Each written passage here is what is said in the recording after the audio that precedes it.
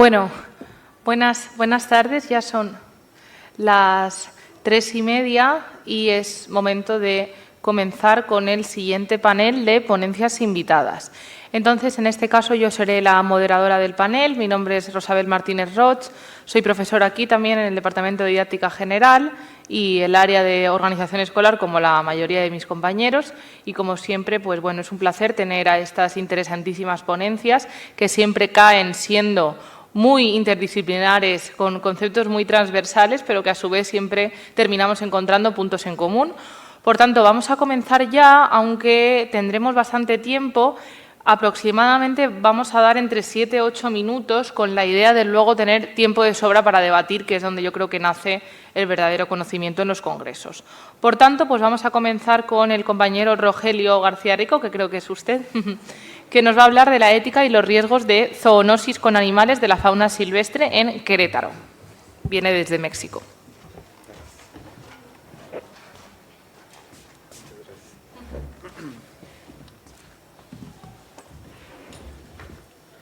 ¿Qué tal? Muchas gracias, profesora, y gracias a los que están aquí presentes. El día de hoy yo les voy a presentar el tema de ética y los riesgos de zoonosis con animales de la fauna silvestre. Mi nombre es Rogelio, tengo el gusto de representar desde México a la Universidad Autónoma de Querétaro. Bueno, para platicarles un poco de la zoonosis es este riesgo que tenemos de contagio de los animales, de sus enfermedades hacia los seres humanos, ¿no? Hoy en día la ética es un tema que se está hablando en la actualidad con una problemática de diferentes puntos. Uno de ellos es sobre las prácticas y políticas públicas, las acciones, y en este caso se está vinculando con el tema de la zoonosis y los riesgos que implica la salud pública. En este caso, lo que se está visualizando en esta investigación es de que las enfermedades que obtenemos nosotros de la zoonosis no son meramente culpables los animales. Tenemos que reflexionarlos desde el ser humano y las acciones que está haciendo para colocarse en estos riesgos. Algunos ejemplos que establezco en esta investigación es el virus de la influenza H1N1 que se vivió en México en el 2011, antecedentes históricos como el virus de ébola en África Occidental, y el último que nos acogió a todo el mundo, la pandemia del COVID-19. Para algunas justificaciones es que este lado de la zoonosis y la ética no se ha estudiado mucho, no hay precedentes que abordemos la ética desde la responsabilidad animal, o bueno, en este caso el ser humano hacia con el animal, y la prevención de estas enfermedades. El COVID-19 nos vio muy vulnerables a toda la humanidad, vio qué tan frágil es un sistema de salud, qué tan frágiles son las políticas públicas, y nos dio a reflexionar qué estamos haciendo nosotros como seres humanos, ¿no? El contacto con animales siempre va a ser evidente o siempre va a ser indispensable con el ser humano, ya que lo consumimos, nos apoyamos de ellos, sirven como acompañantes de nuestra vida diaria. Entonces, ¿qué debemos hacer, no? Aquí la cuestión es reflexionar sobre qué tipo de contacto estamos teniendo con estas especies. Nosotros desde el lado de la ética no negamos el contacto, pero hay que tener un correcto contacto, un cuidado sobre esta situación y un control que no nos lleve a estas consecuencias que son las enfermedades que nos pueden contagiar y que nos puede arribar con la humanidad, ¿no? O sea, miles de vidas perdimos en la pandemia, entonces tenemos que accionar frente a estas problemáticas. Es importante desarrollar nuevos criterios teóricos que nos hablen de la regulación de la ética entre este contacto que se vive con las diferentes especies. Yo estoy retomando de un sector de animales, porque son muchísimos sectores de animales, ya sean de ganadería, uso doméstico, de producción, etc., ¿no? Y uno que nos afectan más es que las cepas y las virus o bacterias de la fauna silvestre pueden ser más severos para nosotros, porque estamos menos preparados para este tipo de enfermedades. Entonces debemos de tener un cuidado más especial sobre este tipo de especies. Y respecto a la pandemia del 2019, se visualizó desde una perspectiva del cuidado de los animales a los seres humanos, ¿no? Cómo nos debemos de proteger de ellos, pero no del ser humano hacia con los animales, ¿no? De qué no debemos hacer con los animales para que no incurramos al contagio de estas enfermedades. La investigación se llevó en una clínica especializada en animales no convencionales y de fauna silvestre, que son especialistas que atienden animales de este sector, y algunas teorías que se plantean es de que el COVID se visualizó por una cepa de murciélago, por eso es de que se está estudiando este sector de fauna silvestre. Los objetivos que se emplearon dentro de este espacio fue identificar qué riesgos tenemos nosotros de no ser personajes éticos frente a estas enfermedades zoonóticas y esos contactos. Algunos objetivos particulares que planteamos fue visualizar los fundamentos éticos, bioéticos de la zoonosis, observar esta relación de la salud colectiva, la ética y las enfermedades zoonóticas, o sea, qué relación tiene estos tres y qué nos atribuye a nosotros como humanidad. Y por último, conocer los riesgos de la zoonosis frente a la humanidad. Ya lo vivimos en carne propia, pero eso no implica que no lo podamos volver a vivir si no accionamos algo contra ello. La metodología que se planteó fue un enfoque mixto, utilizando antecedentes históricos, documentación, un enfoque protoempírico. Además, se realizaron observaciones no participativas en las clínicas sobre las atenciones con estas especies, algunas entrevistas y algún análisis de criterio sobre estas relaciones que se tienen sobre su tratamiento con estas especies. Sobre las acciones éticas, entendemos que estas aproximaciones muchas veces se visualizan exclusivamente desde un área clínica y no enfocan un entorno social o ético. Por lo tanto, esto resulta insuficiente para poder regularizar este riesgo. Entonces, se argumenta que se debe de crear una ética que ayude a mejorar las prácticas y los riesgos frente a estas acciones. Y como resultado, durante las observaciones que se obtuvieron sobre la clínica y las entrevistas, se vio que no existieron atenciones con perspectiva ética al emitir un diagnóstico relacionado con los dueños de los pacientes, es decir, tanto el paciente como muchas veces el profesional no tendría como esa preparación o esa perspectiva ética. Creo que ahí es lo importante de establecer este enfoque educativo ético, que no solo parta desde un lado profesional educativo, sino inclusive a las propias personas, ¿no? A los propios a personajes del educativo que estamos preparando, para que entiendan qué es convivir con este tipo de especies, cómo ser un buen dueño de alguna mascota y regularizar ese aspecto también. Por último, también se concluyó que a base de las entrevistas hechas al personal, no poseen formaciones éticas. La ética se vicia de ausencia sobre los espacios educativos. Ese es un punto que debemos de nosotros como investigadores, docentes, retomar y replantear, porque hace falta construir a profesionistas desde aspectos éticos que nos pueden ayudar a regularizar muchas cuestiones que no se han visualizado. Una de ellas de las que se está estudiando en este espacio es la zoonosis y que nos arribó para eso una enfermedad pandémica. Y por último, es comprobable que faltan implementar acciones éticas para disminuir los riesgos en los que la especie humana se puede ver inversos y afectar la salud en general. Entonces, visualizamos que sí, es comprobable que la ética es un factor importante para contribuir a disminuir estos riesgos y, por lo tanto, regularizar espacios donde se tengan esos contactos con estas especies y sobre estos mismos también. Algunas fuentes bibliográficas que se retoman, en estas fuentes son un poco antiguas, pero el tema que quiero resaltar aquí es de que no se ha hablado de la ética animal. Entonces, algunos autores hablaron de precedentes anteriores de este aspecto, pero no es un tema que se haya tocado o que se aborde actualmente. Por eso es importante que empecemos a incluir nuevas perspectivas de atenciones éticas que hablen respecto a este sector de animal que no estamos contribuyendo.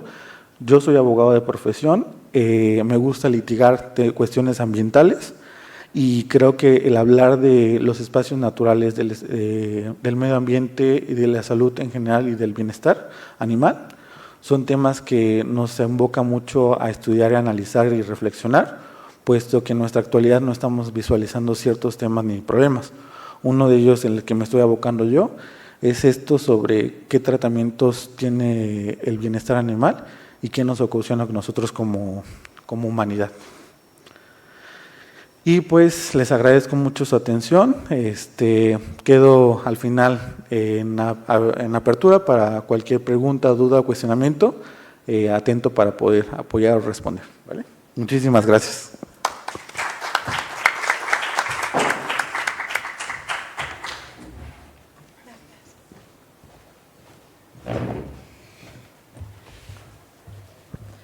Muy bien, gracias al compañero. Vamos a continuar con la ronda de las ponencias.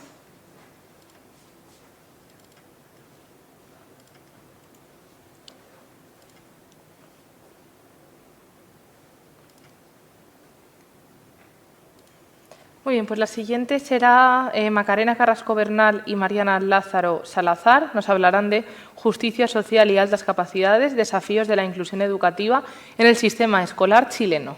Adelante.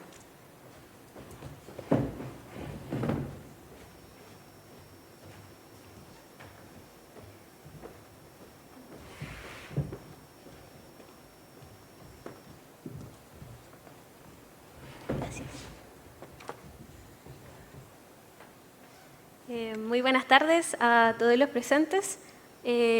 Como ya se me presentó, mi nombre es Macarena Carrasco y mi directora de tesis en Chile es Mariana Lázaro Salazar, pero yo obviamente ahora me encuentro presentando porque es mi investigación. Me encuentro también aquí en régimen de cotutela con la Universidad de Málaga, por eso pueden ver el logo que está ahí en la presentación. Y mi tema es la justicia social y las altas capacidades, desafíos de la inclusión educativa en el sistema escolar chileno. Este es el índice por el que yo voy a ir abordando mi temática. Primero una introducción, después hablar de lo que es la justicia social bajo 3 principios, que son los que están ahí, que voy a abordar ya más profundamente. ¿Cuáles son los dilemas éticos y políticos en lugar de los programas de enriquecimiento? Ya vamos a ver qué son estos programas, hacia una inclusión educativa crítica y, por último, una serie de propuestas. Cuando nosotros hablamos de altas capacidades, una de las preguntas que surge es por qué los estudiantes con altas capacidades siguen siendo invisibles en los sistemas que declaran ser inclusivos. Y nos hacemos esta pregunta porque tradicionalmente la inclusión educativa se vincula a estudiantes que tienen discapacidades o dificultades de aprendizaje. Pero ¿qué pasa con los estudiantes que tienen altas capacidades o que aprenden más rápido o que tienen ciertas facilidades dentro del sistema escolar? Es aquí entonces donde surge esta tensión entre lo que es la inclusión, la equidad y la justicia social. ¿Qué pasa con las altas capacidades? ¿Son una necesidad educativa especial o quedan fuera de ellas? ¿Se deben tratar aparte o deben ser parte de lo que es la inclusión educativa? Es entonces como a partir de esto surge de cómo lo vemos a través de lo que es la justicia social. Y en el marco de lo que yo he investigado, lo adopto a través del marco teórico de Nancy Fraser del 2008, donde ella amplía una comprensión trabajada por John Rawls del 1999, donde él habla de que una de las formas de implementar justicia social es a través de la redistribución económica. Sin embargo, él propone 3 pilares, y estos los desarrolla a mayor profundidad Nancy Fraser, los cuales son la redistribución, el reconocimiento y la participación. Muchas veces nosotros escuchamos hablar de lo que es la redistribución. Esto implica, por ejemplo, garantizar acceso equitativo a los recursos educativos. Pero también existen otros 2 principios, y uno de ellos es el de reconocimiento, es decir, valorar la diversidad y las identidades no normativas. Dentro de las identidades no normativas en el aula existen muchísimas, y una de ellas son las altas capacidades. Y el otro principio es el de participación, el cual implica incluir a todos los actores en la toma de decisiones. Por ejemplo, incluir a la familia, incluir a los directivos, incluir a las escuelas en la toma de decisiones para, por ejemplo, crear algunas políticas tanto internas de los establecimientos, pero también políticas como leyes o normas a nivel educativo. Pero esto plantea ciertos dilemas éticos y políticos, como por ejemplo, cuando tenemos contextos que están marcados por desigualdad, ¿qué pasa con la atención a las altas capacidades? Puede incluso percibirse como una forma de elitismo. ¿Por qué atender a aquel que aprende más rápido en lugar de aquel al que le cuesta más aprender? Puede verse incluso como algo injusto. Entonces, aquí lo que hay que repensar es que lo que está en juego no es el privilegio, sino que es el derecho a una educación que responda a la singularidad de cada estudiante. De esta manera se puede atender lo que es a través de una visión inclusiva. Entonces, atender a estos estudiantes no significa darles más que los otros, sino que darles lo que necesitan para poder desarrollarse.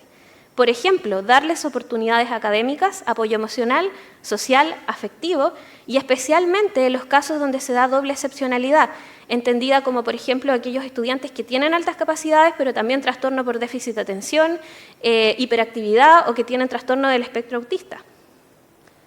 O también cuando vienen de ciertos contextos vulnerables. Entonces, aquí nos damos cuenta de que la justicia social es mucho más amplia de lo que parece ser en el título.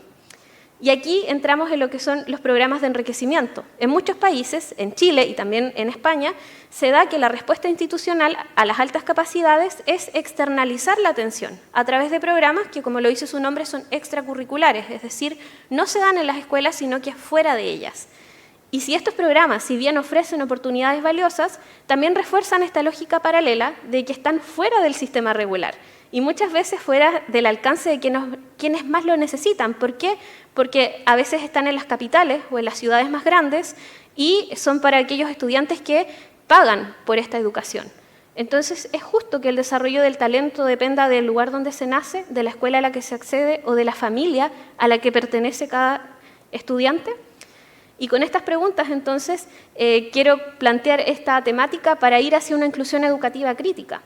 Este trabajo, entonces, supone mejorar o superar estos enfoques que son dominantes. El primero, que es el enfoque del déficit, en el cual nos enfocamos en lo que nos falta, y el de la meritocracia, en el que se premia solo al que encaja en los estándares del éxito. Estos modelos excluyen a los que tienen potencial, pero no tienen las condiciones para desarrollarlo. Por lo tanto, atender las altas capacidades es una forma de justicia educativa. La inclusión real requiere superar la competencia y el asistencialismo. Es clave repensar en el enfoque educativo desde la equidad y no desde la homogenización. Y por último, incluir a los estudiantes con altas capacidades implica construir un sistema educativo que celebre la diversidad en todas sus formas. Aquí entrego una serie de 4 propuestas. Primero, reconocer legal y políticamente las altas capacidades como necesidad educativa, como ya lo es en España, pero en Chile estamos en camino a eso. Formación docente para identificar y acompañar a estos estudiantes. Redistribuir los recursos y oportunidades dentro del sistema regular y no solo fuera de él. Y una visión ética de la educación que no margine a quienes no se ajustan a la norma, incluso cuando esta diferencia es positiva. Solo desde una justicia social integral, es decir, redistributiva, reconocedora y participativa, vamos a poder construir un modelo de inclusión que no reproduzca desigualdades, sino que también las combata. Muchas gracias por su atención. Aquí están una serie de referencias. Obviamente no están todas, pero las principales. Y también agradezco a la beca de movilidad Erasmus, que es por la que estoy en España, y a la beca nacional de ANID, que es de Chile, por estar acá.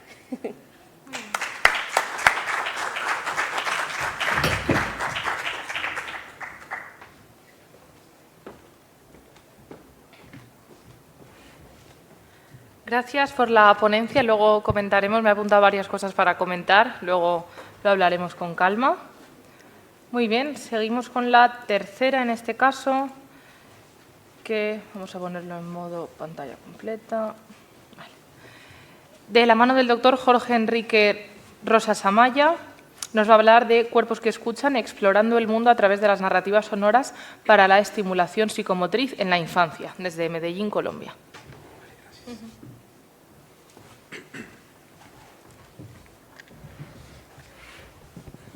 Bueno, un cordial saludo para todas y para todos. Para mí es un gusto estar hoy acá. Hoy vamos a hablar un poquito acerca del discurso de las narrativas sonoras. Diversos estudios nos han dicho que nosotros los seres humanos somos aprendizajes activos de los 0 a los 99 años. No hay ninguna inferencia en ello.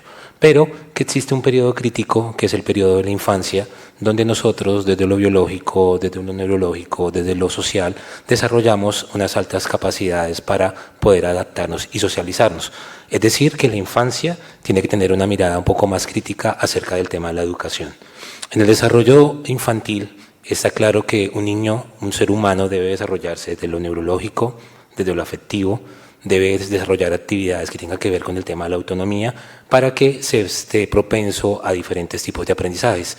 Desde mi experiencia como docente por más de 20 años, he encontrado tanto en niveles de pregrado, de posgrado, de educación secundaria, de educación primaria, de educación básica, que muchos de nuestros estudiantes presentan cierto tipo de dificultades en algunos de estos 5 elementos, a veces desde lo cognitivo, a veces desde lo motor, a veces desde lo emocional, a veces desde lo comunicativo y a veces desde lo social.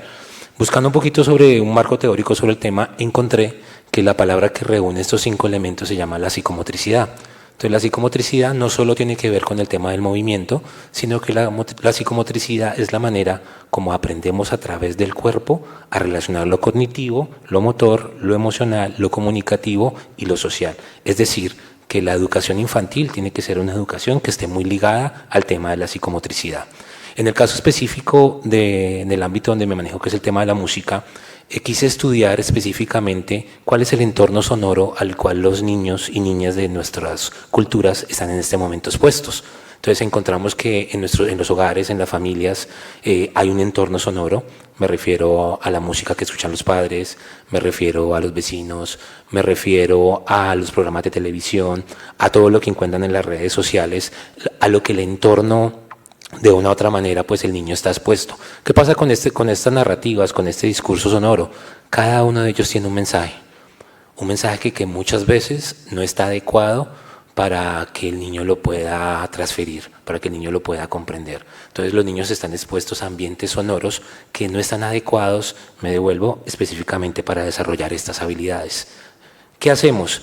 Hoy que hay que pensar y hay que analizar a qué está expuesto un niño en el ambiente sonoro, porque no todo ese ambiente sonoro al cual está expuesto, repito, está adecuado para desarrollar esas habilidades psicomotrices. Si un niño desarrolla sus habilidades psicomotrices adecuadamente, muy posiblemente trastornos del aprendizaje como la dislalia, la dislexia, entre otros, pueden ser tratados de una manera más adecuada. ¿Cuál es la propuesta? La propuesta de nosotros es trabajar a partir de esas narrativas, de ese entorno sonoro, como lo son los cuentos, como son el interpretar instrumentos no convencionales, como es el tema de la escucha, la apreciación musical, apreciar el paisaje sonoro, los ambientes de la naturaleza, los sonidos, los diversos ritmos autónomos de cada una de nuestras regiones, que son, en el caso de nosotros de Latinoamérica, que es tan rico culturalmente, de tantos sonidos, de tantos ritmos, para crear un entorno sonoro que tenga que ver con el desarrollo de la psicomotricidad. Aquí presento algunos autores que nos hablan desde la psicomotricidad, de lo importante que es la narrativa sonora, porque el niño aprende a través también de lo que escucha, de lo que ve, de cómo el sonido puede incidir en el comportamiento, la forma, la manera, cómo se crea nuestra identidad, cómo nos sentimos, cómo pensamos, cómo vemos el mundo, ¿cierto? Y cómo eso se desarrolla a través de las emociones y del cuerpo. En la ciudad donde habito, la ciudad de Medellín, Colombia, existe un lugar que se llama el Aula Taller. Es un lugar situado dentro del campus de nuestra universidad, el cual lo que busca es a las estudiantes o estudiantes de la universidad que tengan hijos, los dejan en este lugar mientras ellos asisten a clase, y también los hijos de los empleados, docentes y administrativos de la universidad, que mientras están trabajando y no tienen el espacio para permanecer con sus hijos, son dejados en este lugar.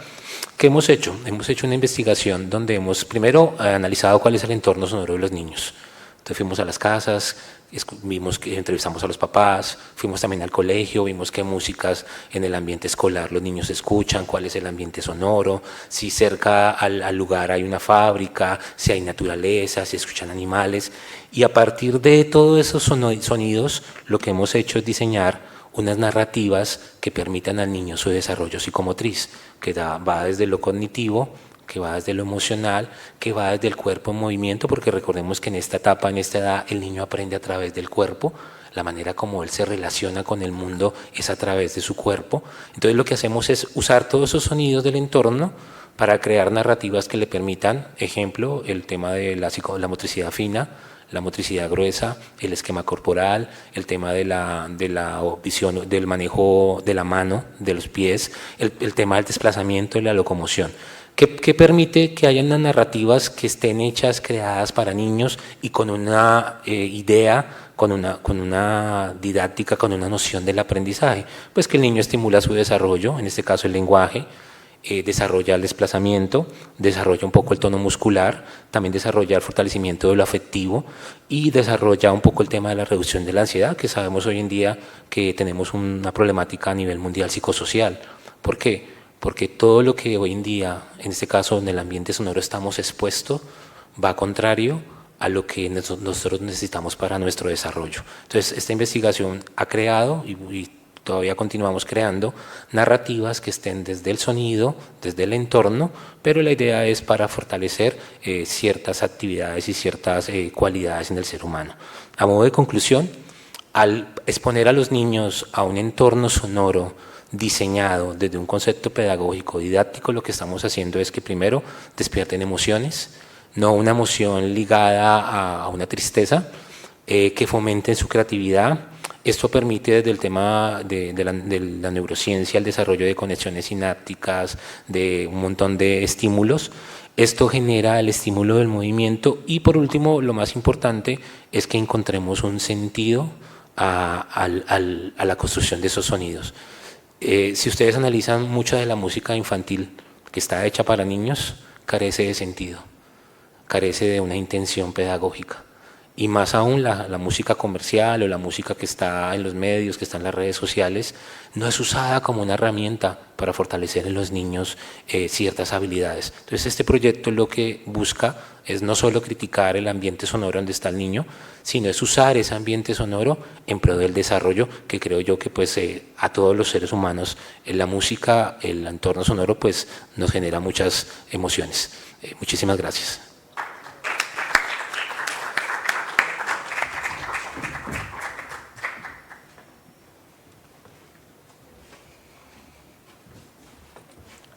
Enhorabuena también por la interesantísima ponencia. Luego comentaré varias cosas también de esta que me han interesado mucho.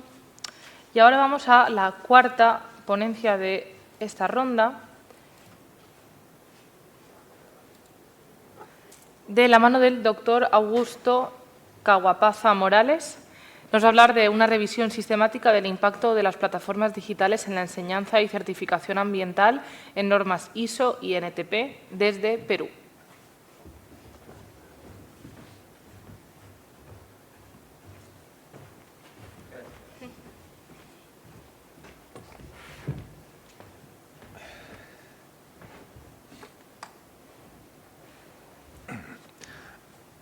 Tengan muy buenas tardes con todos, saludando acá al Congreso. Bien, mi tema es revisión sistemática del impacto de las plataformas digitales en la enseñanza y certificación ambiental en normas ISO. Bien, tenemos como resumen, las tecnologías educativas ISO, NT, mejoran el aprendizaje y promueven competencias sostenibles. La percepción estudiantil es clave para su aceptación. Se ha tenido la revisión sistemática PRISMA de investigaciones, tomando en cuenta 2019 a 2024. Tenemos una importancia en el tema. Es relevante, ya que es creciente en la enseñanza universitaria. También facilita el aprendizaje y mejora la calidad educativa. Forma profesionales frente a desafíos actuales. El problema identificado, la efectividad depende de la aceptación estudiantil. La percepción estudiantil es clave para integrar exitosamente tecnologías. Como objetivos tenemos identificar factores que influyen en la percepción estudiantil, proponer estrategias basadas en evidencia empírica.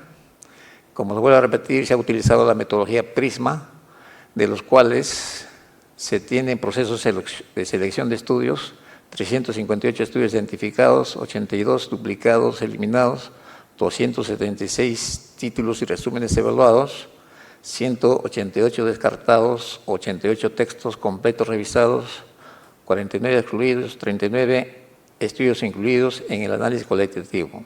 Por lo tanto, este procedimiento garantiza la validez y fiabilidad de los hallazgos.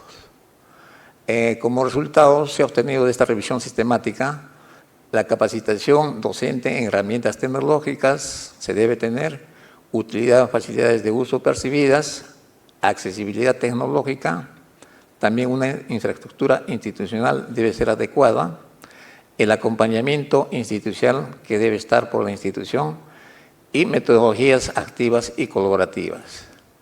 Tenemos también estrategias efectivas encontradas, el diseño instruccional centrado en el estudiante, los contenidos digitales personalizados, simuladores interactivos y gamificados, retroalimentación continua, la participación activa del alumnado y, como último, tenemos la cultura de innovación educativa.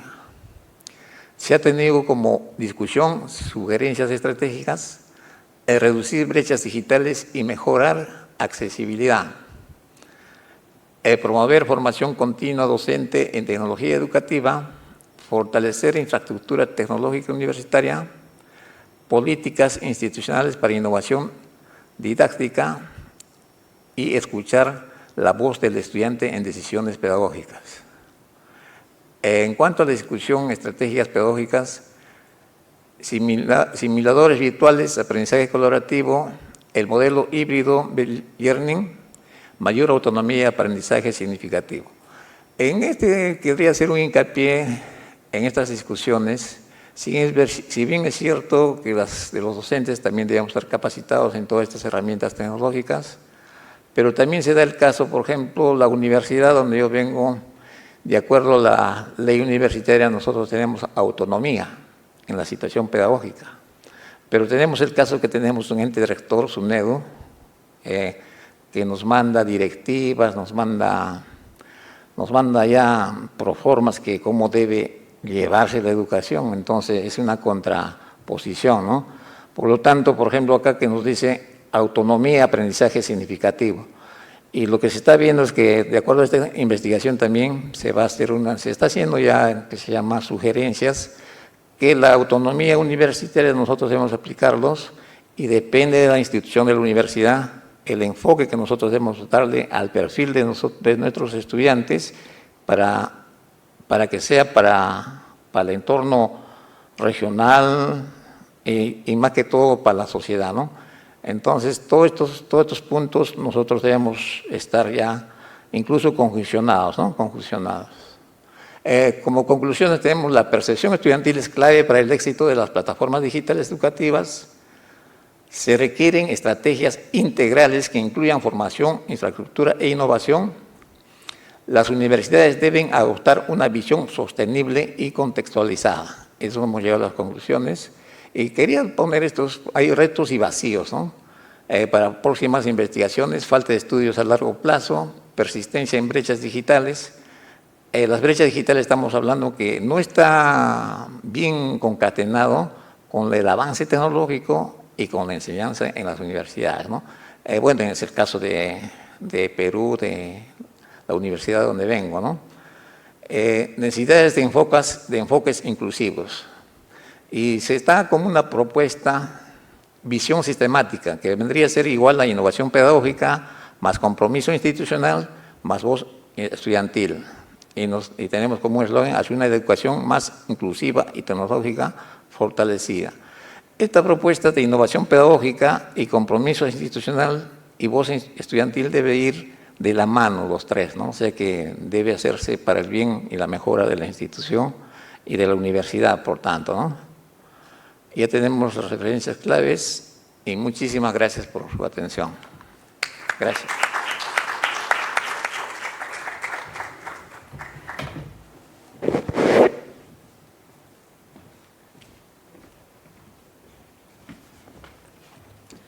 Muy bien, muchísimas gracias por esta última ponencia, también interesantísima.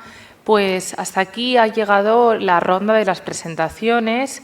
Finalmente solo hemos sido 4 ponencias, pero por suerte así tenemos suficiente tiempo para debatir y aportar ideas. Por tanto, pues abro el turno de palabra por si alguno de ustedes quieren aportar o alguna reflexión, sugerencia, cambio, sinergia, lo que ustedes deseen de alguna de las ponencias.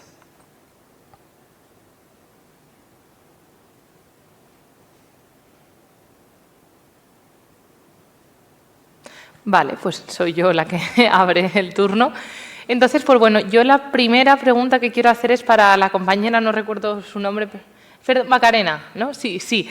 Me ha encantado lo de justicia social y altas capacidades y me ha encantado que pues pusiera sobre la mesa el tema de ¿hasta qué punto es una necesidad educativa especial un niño o una niña, en este caso un alumno, que tiene facilidades a la hora de estudiar? Evidentemente nunca va a ser lo mismo que una discapacidad intelectual o que otro trastorno físico-motor, y me ha encantado tu frase de es adaptarse a la singularidad de cada estudiante, ¿no? Entonces, quería preguntarle en las aulas, usted viene de Chile, ¿no?, si están contemplados el alumnado con altas capacidades dentro del espectro, digamos, de necesidades educativas especiales, o cómo se ubica en los centros de primaria, en este caso.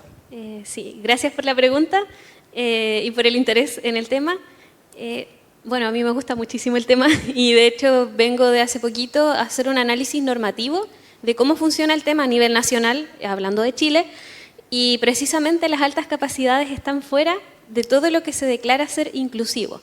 Si bien tenemos las universidades que se acogen a la Ley de Inclusión Escolar que está en Chile, y también está la Ley de Inclusión Escolar en los establecimientos tanto privados como públicos, que son del Estado, no están consideradas las altas capacidades. De hecho, hay un listado en un decreto donde se indican más o menos las condiciones que aplicarían dentro de la Ley de Inclusión Escolar. Y, por ejemplo, podemos encontrar el trastorno del espectro autista, que fue adherido a la ley el 2024, el año pasado. Antes no estaba considerado. El síndrome de Down y muchas otras condiciones, por ejemplo, el déficit de atención, hiperactividad, que son tipos de neurodivergencia, tal así como el trastorno del espectro autista, pero la alta capacidad no lo está y también es un tipo de neurodivergencia. Entonces, a propósito de ese como debate que se ha formado a nivel nacional, viene como mi cuestionamiento y mi pregunta, ¿por qué no está? Si es un tipo de neurodivergencia y qué es lo que está pasando con estos estudiantes. Y a raíz de esa pregunta surge esta presentación y esta investigación que realicé y por lo mismo quise ahora presentarla y compartirla. Muy bien, muchísimas gracias. Aquí pues le comento brevemente cómo está la situación, ¿no? Entonces, aquí en la última legislación, que es la LOMLOE del año 2022, la última ley educativa que tenemos, la altas capacidades está considerada dentro de las necesidades específicas de apoyo educativo y dentro de estas hay otra categoría con casos más graves, como decía, por las discapacidades intelectuales, etcétera, pero aún así ya sí que se considera la alta capacidad. Entonces, pues bueno, una pequeña comparación normativa. Sí, muy bien. ¿Alguien más tiene alguna pregunta o algo para comentar? ¿La compañera? Yo le quiero preguntar a Rogelio sobre el COVID, si realmente ya se sabe más como si realmente fueron los animales los causantes de esa tragedia del COVID y de tantas muertes. Es lo que me llama la atención. Es todo. Muchas gracias por la pregunta. Como tal, yo no he abordado tanto el tema del surgimiento del COVID-19. He leído sobre estas perspectivas. Está comprobado científicamente que viene una cepa de un murciélago, eso sí es por ciento, y se cree que el origen es en China. Una de las teorías implica que el consumo de diversos animales que se da en China se dio precisamente por ese contagio. Ahí surge una causa social importante que son los mercados negros. No estamos en contra de que haya un consumo diverso de diferentes especies, sino que no hay un consumo controlado. Por ejemplo, en el mercado negro en China tienen diversas especies enjauladas para ofrecer una especie más fresca, que estas, al estar encerrados con otras especies estresados, esos animales empiezan a desarrollar defensas y estas defensas empiezan a generar diferentes comunicaciones o contactos con ellos mismos y de ahí se empiezan a surgir las cepas o los virus o las bacterias. Entonces, a través de eso y el consumo con los seres humanos es donde empiezan a surgir este contagio de enfermedades. Es por lo tanto que se propone que, si va a ser un consumo o es parte de la cultura de China, por ejemplo, consumir de diversas especies como en otras entidades, en otros partes del mundo, sí que se haga, pero de forma controlada, de forma de alguna manera vigilada y que esté de salubridad de por medio, es un control que diga, oye, estamos evitando cierto riesgo de ese contagio.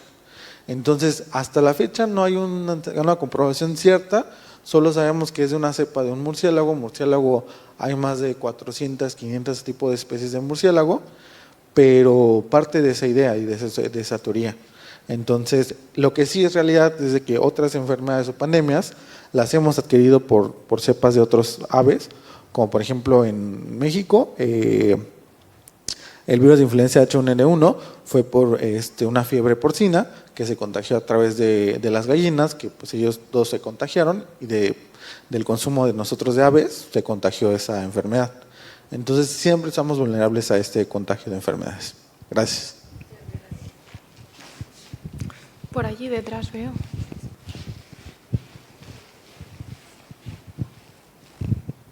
Hola, buenas tardes. Bueno, yo soy maestra de audición y lenguaje. He encontrado muy interesante la ponencia sobre los cuerpos que escuchan.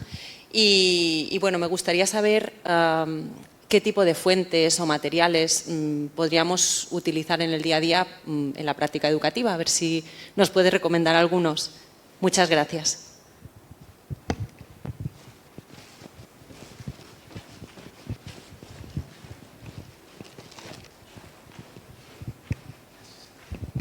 Bueno, muchas gracias por la pregunta. Bueno, hay varias recomendaciones. Primero, algunos autores nos dicen que es muy interesante que ese entorno sonoro de los niños esté muy ligado a la cultura de ellos. Entonces me explico, en el caso mío yo soy colombiano, entonces los entornos sonoros a los cuales los niños deben estar expuestos es a nuestras músicas, a nuestra cultura. ¿Por qué? Porque estas músicas nos hablan de nuestra cultura, nos hablan de nuestras tradiciones, nos hablan de esos imaginarios culturales que están en nuestro entorno.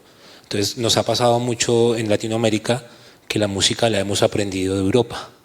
Entonces allá cantamos repertorios europeos que no tienen ninguna connotación con el entorno en el cual nosotros vivimos. Entonces varios autores, entre ellos Zoltán Kodály, él propone que esta inmersión sonora debe ser primera dentro del contexto cultural de los niños, ¿cierto? Lo otro que hay que tener en cuenta es que sean músicas, sean entornos adaptados y creados con una intención pedagógica. Me refiero que no simplemente está claro, la música tiene elementos distractivos, no hay ningún lío, pero también en el aula de clase la música no tiene un discurso de distracción ni un discurso lúdico, tiene un discurso pedagógico.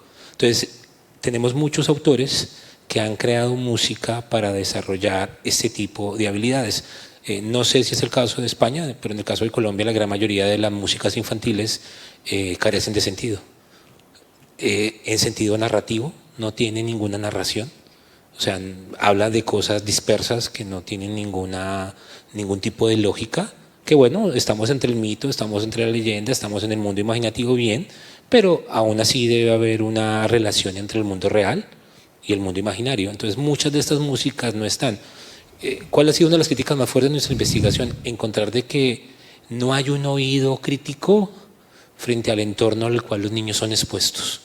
Si no nos sentamos como adultos a decir, hey, nos preocupamos por las vacunas del niño, nos preocupamos porque aprenda a leer, no aprende a escribir, nos preocupamos tal vez por el celular, que no estén tanto tiempo en él, bueno, etcétera, pero no hay una conciencia de que el entorno sonoro también incide, ¿sí? Hay músicas creadas para sentir tristeza, hay músicas creadas para mover el cuerpo, hay músicas creadas para, apenas la escucha uno siente ganas de beber, ¿sí?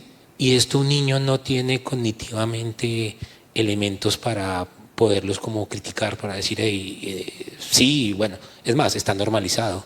Entonces la música que se escucha en la radio, sin hablar de géneros musicales, está normalizado que un niño de 5 años lo baile, lo cante, y no pensamos en la narrativa. ¿Qué le está diciendo esto a nuestros niños? ¿Qué tenemos hoy en día? Niños hipersexualizados, hiperdesarrollados, y todo lo hiper que usted le quiera colocar. En el caso de Colombia hay una cantante, actora que murió en el COVID precisamente, ella se llama Tita Maya. Ella ha creado música maravillosa con todo este discurso, de una narrativa, obviamente está hecho músicas colombianas, pero no sé en el caso español si no conozco muchos autores, pero muy seguramente deben haber muchos pedagogos que han ejercido y que han trabajado este proceso. Gracias.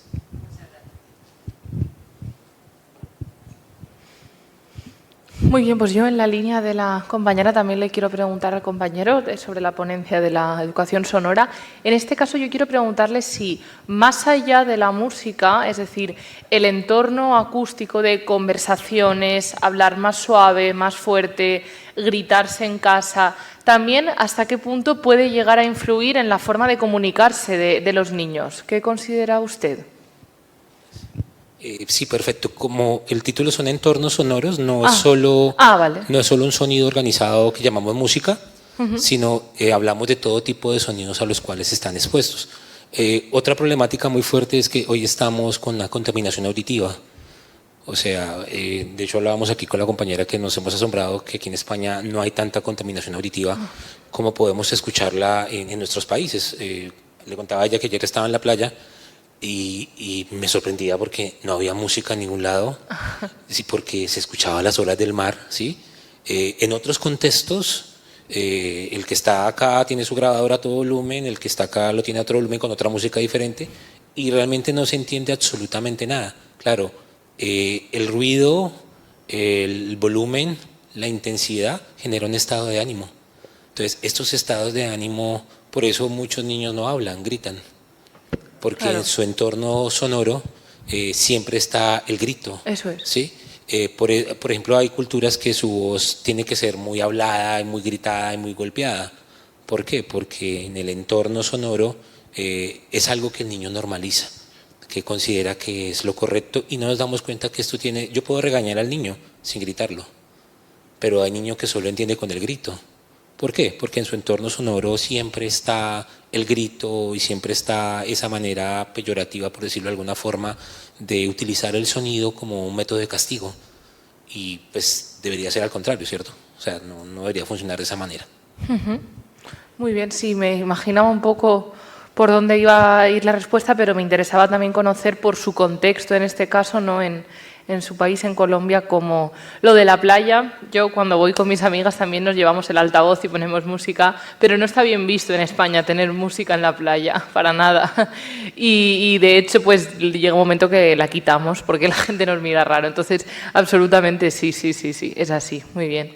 Y volviendo a la ponencia del compañero, yo quería preguntarle también, porque la pregunta que ha hecho la compañera me ha venido también a la cabeza a mí, el tema del COVID. Por no preguntar lo mismo, voy un poco en la línea.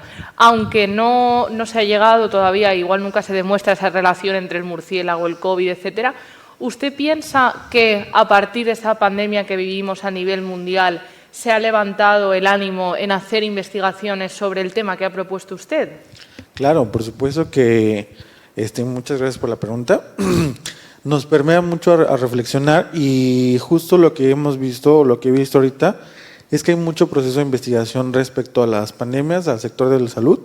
Obviamente cuando yo lo vi desde el lado social, estoy explorando otras áreas. El sector de salud lo está investigando, el sector biológico también lo está investigando. Obviamente que creo que nos alertó mucho a diferentes circunstancias. Acá en México hubo un tema muy interesante que nosotros no teníamos ningún protocolo para atención de pandemias. Creo yo que la humanidad nunca pensó que nos iba a llegar una pandemia, pero ya estaba la historia marcada. Si hablamos desde épocas antiguas, la peste negra podría ser un antecedente de las peores pandemias que hemos vivido en la humanidad. Entonces, creo que eso permitió más a reflexionar de que varios investigadores nos aboquemos a investigar cuestiones relacionadas con ello y verlo desde diferentes campos de área.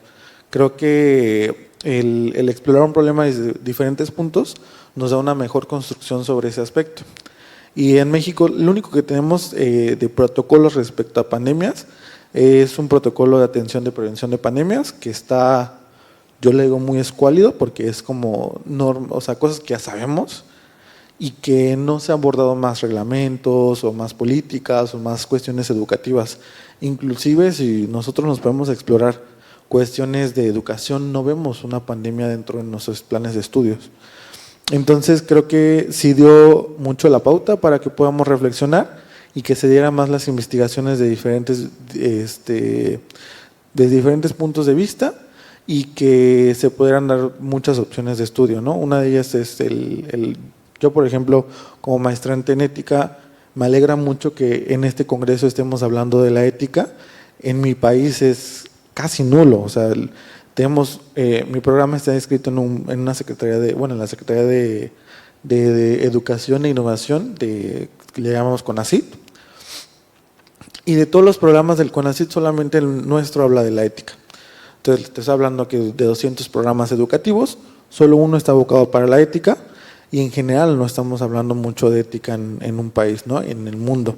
Pero me alegra mucho que en este espacio y en varias de las presentaciones acá de la compañera también, tocó el tema de ético, porque es un tema que, es importante para estas exploraciones y que también nos va a dejar mucha pauta para esa investigación de la pandemia y de otras cosas que puedan pasar a futuro. Muchas gracias. Muy bien, gracias. Yo antes quería comentar una curiosidad, no sé si, los que son de España a lo mejor sí lo han visto, pues se ha detectado aquí en la provincia de Alicante, después de muchísimos años, un caso de rabia en un hombre. No sé si lo han visto la noticia, pues viajó a un país de África, le mordió un perro, pero en el año 2023, imagínense, sí. Y volvió y en mayo notó los síntomas y ha fallecido tristemente el hombre. Y entonces pues la preocupación en la localidad, que es muy cercana aquí a Alicante, nació y la gente como que estaba bastante alarmada por si la rabia no. Entonces pues bueno, sí que salieron un poco las autoridades sanitarias a calmar que la transmisión entre humanos es muy difícil, que tal, pero bueno, que son enfermedades que no han muerto, que existen, ¿no? Entonces que aquí en España fue bastante notorio, esta misma semana ha sido justo. Muy bien.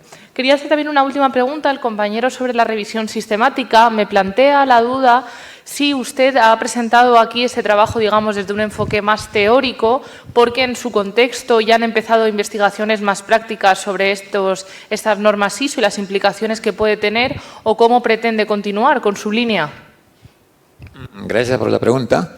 Sí, es una parte, la primera parte, porque nosotros, por ejemplo, hay programas por ejemplo, tenemos apoyo de Canon Minero, que nos solventa sobre las investigaciones. Es una de las bastantes investigaciones que se está haciendo. Es cierto, o sea que es parte de una investigación global que ya tengo, que debe de finalizar ahora en septiembre, y esta revisión sistemática simplemente es como un hito de una parte, ¿no? De la parte prácticamente teórica, por eso se habló de la parte que engloba el sistema Prisma. Entonces esto me va a ayudar para tener otro trabajo ya con resultados ya concretos, ¿no? Incluso con aplicaciones de plataformas web, plataformas digitales, app, y cómo va a funcionar ya en el mismo sistema académico. Eso sí, tengo por seguro que para otro evento de repente es posible que se pueda venir. El año Gracias. que viene, en ICON. Gracias. Gracias. Bien, ¿hay alguna pregunta o cuestión más que quieran ampliar? Muy bien, pues podemos dar por finalizada la sesión de ponencias. Como digo, siempre estas ponencias nos sorprenden, ¿no? Con aparentemente temas muy diferentes, pero que a la vez, evidentemente, encontramos sinergias, que yo creo que es lo más interesante.